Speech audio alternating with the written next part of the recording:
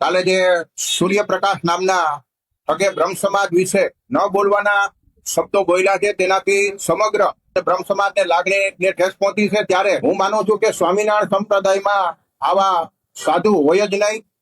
આવા ઠગ સાધુ બની બેઠેલા છે. એટલે પેલા તો સ્વામિનારાયણ સંપ્રદાયના સમુદાયને પણ હું વિનંતી કરું છું કે આવા લોકોને સંપ્રદાયમાંથી બહાર કાઢવા જોઈએ અને વારંવાર આવા નિવેદનોથી સનાતન ધર્મને હાનિ પહોંચે. માનું છું કે આવા લોકોને બ્રહ્મ સમાજના કાર્યક્રમોથી દૂર રાખવા જોઈએ.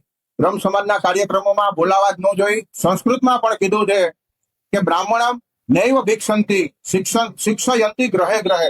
બ્રાહ્મણો ક્યારેય ભીખ માંગતા નથી, પરંતુ આવનારી પેઢીને, આવનારા યુવાનોમાં, સંતાનોમાં સારા સંસ્કારોનું સિંચન થાય એટલે બ્રાહ્મણોને બોલાવી અને સ્વસ્તિ પુણ્ય વાચનના માધ્યમથી પોતાના સંસ્કારો સંતાનો સારા બને માટે સંસ્કારોનું સિંચન કરવામાં આવતું હોય છે. મને એવું લાગે છે કે આના માતા પિતાએ પણ ફરીથી બ્રાહ્મણોને બોલાવી અને એની માફી માંગવી જોઈએ અને ફરીથી આવા ઠગના સારા સંસ્કારો આવે માટે બ્રાહ્મણો પાસેથી વિધિ વિધાન કરાવવું જોઈએ અને આવનારા સમયમાં બ્રાહ્મણો પણ આનો જડબાતોડ જવાબ આપશે. ત્યારે આનાથી બ્રહ્મ સમાજની લાગણીને ઠેસ પહોંચી છે અને હવે પછી કોઈ પણ સંપ્રદાયના કોઈ પણ આવો બ્રહ્મ સમાજ વિશે બોલશે તો એનો પણ અમે જડબાતોડ જવાબ આપશું.